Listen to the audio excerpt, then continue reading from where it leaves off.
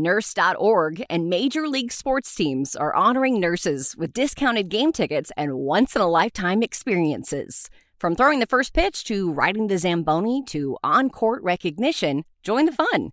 Visit nurse.org/nurse night to find a nurse appreciation event near you and grab your discounted tickets today. You're listening to NurseConverse, presented by Nurse.org, a collaborative podcast amplifying diverse nurse voices. Get ready for a dose of inspiration, a sprinkle of education, and a whole lot of community. All right, everybody. Welcome to another episode of NurseConverse. I'm your host, Wali Khan. It has been a long time since we've gotten on here and had a real honest conversation. So I said, why not start with something that so many of us actually have gone through, but we pretend like we haven't. And that is failing the NCLEX, the board certification exam that you need to take to become a registered nurse in the United States. But before I continue, I'm your host, Wali Khan, a certified registered nurse anesthetist, and we will be having an honest conversation about what happens when you don't see the pass on your screen once you've taken the test. Is it over? Are you dumb? Are you the most unintelligent person to have ever gone to nursing school and that's the end of your career before it even began? No, that's not it. So let me take you back. I, sitting here today, almost 12 years after the fact, did not pass the NCLEX. Not just once, not twice, not even 3 times. Yeah. I mean, just pause right there. What does that make you think? Man, I'm listening to a guy who did not pass his NCLEX 3 times. Right there, I just lost all street credibility, right? You don't want to listen to me anymore. I don't have anything to say that can benefit you because, well, I'm not cut out for it. Or at least that's what I thought. That's what other people think when they hear the story or just this portion of the story. But I did pass on the 4th try. But that's not all. During the time back in 2014, I was dealing with a plethora of things in my life. The first of it being a chronic condition from an injury that I had sustained when I was younger in my lower back, requiring 2 spinal surgeries, one of which failed and almost paralyzed me. And the second one was an emergent surgery that I had to get. And during this time, I was on a concoction of pain medications. And to put it very bluntly, it was like I was high all the time. I was taking pain medications. I was taking muscle relaxers. I was taking benzodiazepines, all these things that the doctors had prescribed me to numb the pain because it was so severe. This is the portion of my life where I was actually trying to study for the NCLEX and try to pass. Now you can imagine all of those medications and trying to study, it wasn't a good combination. Even after I passed, things didn't get better. I was unable to work because nobody wanted to hire me. And it wasn't because I had failed the NCLEX, because guess what? Nobody cares. All they want to see is that you actually have a license. They want to see that you got the green check mark. What they want is experience. And it's such a double-edged oxymoronic sword, is they want experience to hire you, but nobody wants to hire you because you're a new graduate. So it's just this vicious circle that just keeps going. So there I was, with my brand new license that I got on the 4th try, unable to get a job. So there I was driving an Uber. Yes, I was driving strangers around in downtown Chicago in the middle of the night, trying to put food on the table for my family. And I was a registered nurse. So where does that leave you? I thought that the doors would fly open for me, but I was unemployed for a year. But let me tell you something right now. It's all about timing. It's about timing and it's about forbearance. And what's meant for you is already written. And you just have to keep turning the pages of the book. See, that's what people don't understand. People live in the now and here, but they're not able to see what's going to happen a year from now, or 5 years from now, 10 years from now. There's a very interesting quote that I read many, many years ago. And it said, we underestimate what we can do in 1 year and overestimate what we can do in 10. It's all about longevity. It's all about planning. So let's start here.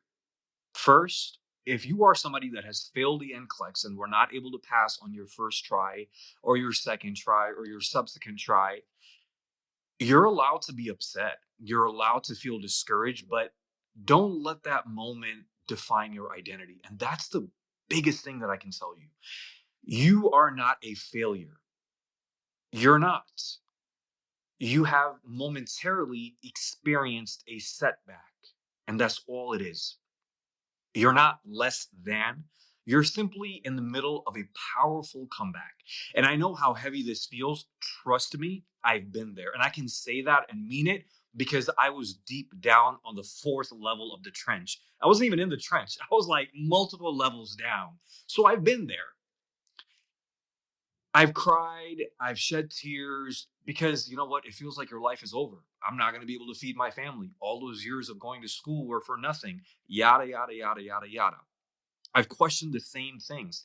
But listen, you are still called, you're still capable, you're still chosen for this path.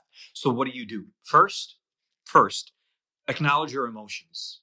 You can't be in denial because when we see the fail on the screen or did not pass or whatever, you can't be like, okay, now I'm going to be self isolating. That's not how it works. After you acknowledge your feelings, man, take a moment to perhaps write it down. Not on social media. Don't go make a caption or a story, but like maybe in a journal or a notepad. Let it out. Describe what you're feeling and then maybe come back to it and read it. Don't isolate yourself. If you've got a crew, if you've got a friend, if you've got a therapist, if you have a parent, if you have a significant other that you can really trust and be vulnerable with, talk to them. You don't have to deal with this alone, just like any other thing that you would go through in your life. If you were getting divorced, if you were filing for bankruptcy, if you were having to foreclose on a home, whatever the case may be, this is just another incident in life. Talk to a mentor, a peer group. Third, protect your peace. I'm going to say this one more time. Protect your peace and avoid negativity, especially the one that you find online. You can literally do anything, good or bad, and you will find critics that will either make you feel that you are the best person to walk the face of this earth.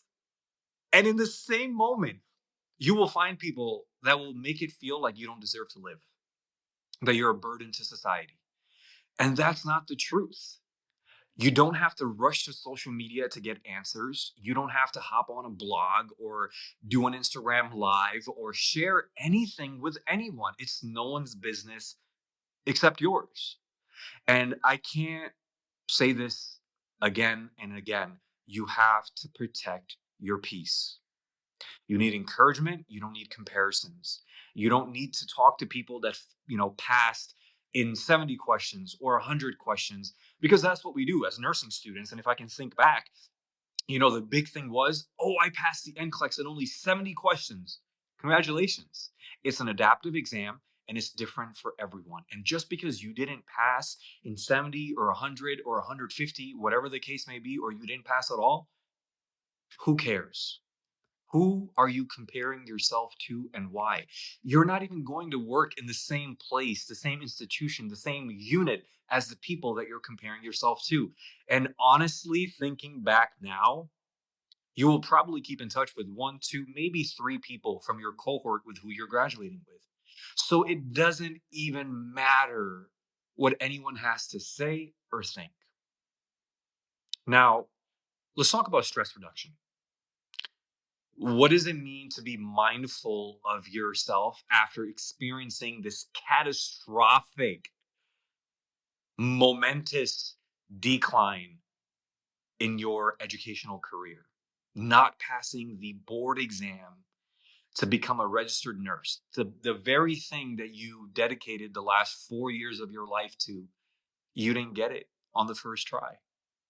When I was trying to pass on the fourth time, I had to literally learn how to study without stress eating me alive, because there was always that, well, what if you fail again? That was the first time. What if you fail again? Second time. What if you fail again? Third time. And I was dealing with that chronic pain, just pain that wouldn't go away. And so there was physical pain, there was emotional pain, there was embarrassment, there was so much insecurity now. Was I really cut out for this? My best friend actually told me and was like, hey, Wally, maybe you should consider another career. Maybe, and I don't mean this in a disrespectful way, maybe nursing isn't for you.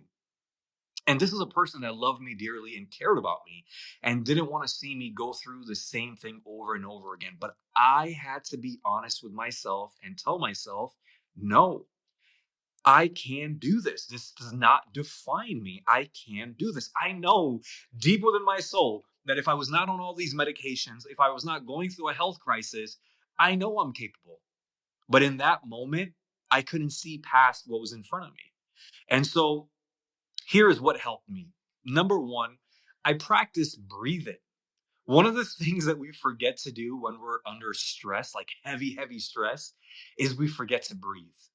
When you're somebody who doesn't know how to swim and you are submerged underwater, you hold your breath. And by holding your breath, you begin to panic. And when you panic, you lose all control and you just keep going down. Pause and just breathe. What's my next step? What do I do? Every morning when you wake up, clear your head, remember your focus, remember your purpose. I need to pass an exam. It is important for me. I need to pass this exam because I need to be able to provide for my family. It shouldn't be a crushing realization, but it should be a motivating factor for you to never, ever give up. That's where it comes down to. And then also unplug yourself every night, 30 minutes before you go to bed, maybe 60 minutes. No social media, no TV, just silence.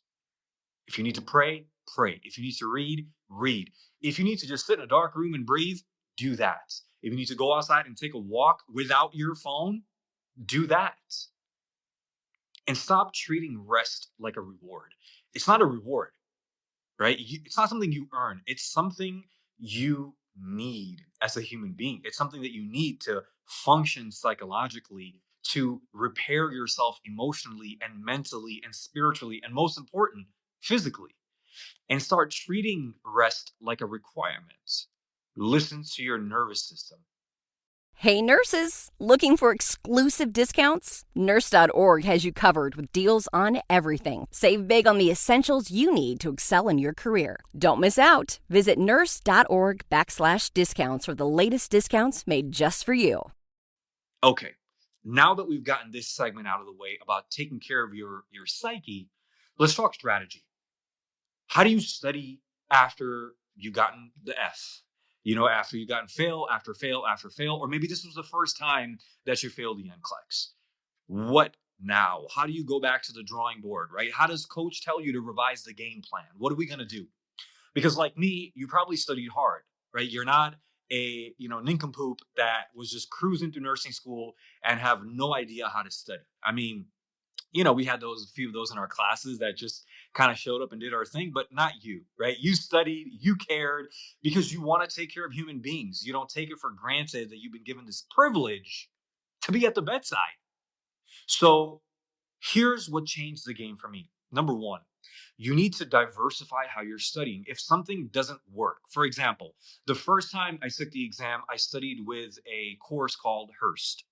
And I did my revision with Hearst as well, and I didn't pass. And I realized that Hearst was focusing more on content for me, and I was very good at that. I understood concepts, but what I needed more was application and question banks. So then I switched over to Kaplan. And back when I was studying, Kaplan was very beneficial for me. The screen looked exactly like the NCLEX, and the question timer was like that. The rationales were very important. And so I switched my strategy up. But I didn't just click through the questions. I studied those rationales. And I'll give you an example. It's really good that you know your electrolyte values. It's really good that you know that normal physiological potassium is 3.5 to 5.0. It's really important that you know that in the textbook, it says that BUN is 10 to 20, or your sodium is 135 to 145. Your pH is 7.35 to 7.45. But you have no idea what happens if that pH is 7.1. what begins to happen? What is it called? Is it metabolic acidosis? Is it respiratory acidosis? How do you compensate? Does the body compensate? Should you give bicarb? Should you not give bicarb? Should you hyperventilate the patient? Should you not hyperventilate the patient, right? What happens if the potassium is 6? Is something going to happen to the heart? Should you look at the EKG rhythm? Are there changes? Is there peak T waves? Like, all of these things go beyond just rote memorization. That's where the application comes into play. And that's what you have to understand. It's paying attention to why you're studying what you're studying, why you're memorizing what you're memorizing. And then when you're taking these practice questions and you're getting them wrong, understanding that, hey, I got this question wrong because I didn't understand what happens after the fact. You need to understand why you got things right as well. Oh, I got this question right, I'm gonna go pass it. That's not the point. Why did you get it right? Is the rationale supporting what you believe in your mind, what the textbooks have said, what your notes have said? You have to understand both the right and the wrong. Now, you also need to, number 2, create a calendar. And each day needs to be a system. You know, when you're panic studying, it could be because you were cramming or because you failed and you're like, what do I do now? I'm a failure. I'm a loser. I need to study everything. Nah, it doesn't work that way. Every single day, week by week, month by month, however many, days out your exam is scheduled, you need to have a systematic breakdown. For example, cardio Monday, OB Tuesday, Neuro Wednesday. It can't be all over the place. You can't just be like, I'm going to try to memorize everything and then I'm going to go take the exam. No, there has to be a systematic approach to what you're doing and then taking questions in accordance to how you're studying that particular unit. Number 3, a method that really works, even when I went to grad school and got my doctorate and graduated from CRNA school, teach back method. I would literally talk out loud to myself. I'd talk to my cats. I had 5 of them in nursing school. If I couldn't explain the topic like I was teaching it, I went back and reviewed it. Like, for example, I can spit facts at you. I can tell you everything there is to know about, hemodynamics or fluid and electrolyte imbalances or the oncotic pressure and the capillary pressure and blah, blah, blah, blah, blah, blah, blah. The list goes on. If I cannot do that the way that I understood it myself, if I can't explain it to somebody, who has never heard of what capillary membrane pressure is, what the concept of albumin is, what is RBC, what do red blood cells do? What is plasma cell concentration? Why do we give FFPs? What is blood made of? What are the components of it? When should each of those things be given? Why is cryo used? If I can't explain that, then I don't understand it. Plain and simple. There's no, it's black and white. And you should be able to teach back because it is solidified in your mind. That's why our teachers are so good. That's why they're our teachers. They understand a concept. The good teachers, they can simplify it to a human level, even though it's a complicated concept, but then you understand it. And then lastly, the 4th thing, I did timed tests, full blocks, quiet room, no breaks. Exactly if it was test day. Have a coffee in the morning, time your urine. All right, if I drink a cup of coffee in 2.5 hours, I'm gonna have to go take a pee break. If I take a pee break, that's gonna distract me or it's gonna allow me to walk around and it will be beneficial for me. You decide, but it needs to be an environment like it would be if you were taking a test at a testing center. So trained your brain to be able to handle a test every single day, whether it's 2 hours, whether it's 3 hours, whether it's 4 hours. I was the guy that took the full 4 hours on my NCLEX. I got every single question, and I don't remember how many questions there are because it's been so long. I think it was 175 or 180. Whatever the max question is, that's what I got. Every single time that I took the test, I got the max amount of questions. So I had to be in it for the long haul. We're running a marathon every single time. And your brain and your body cannot tap out on mile 20. It can't tap out on mile 18. We're going 26.2 miles, the full distance of the NCLEX marathon. And you need to be psychologically, mentally, physically, emotionally ready to be able to run this race. Okay? Ain't no stopping midway. We're not doing a half marathon. We're doing the whole thing. So I want you to remember this. You're not starting from scratch.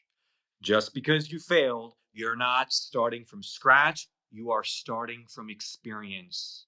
You've been to the testing center. You know what those nerves feel like. You know that anxiety. Get to the point in your mind, in your brain, where you embrace it now.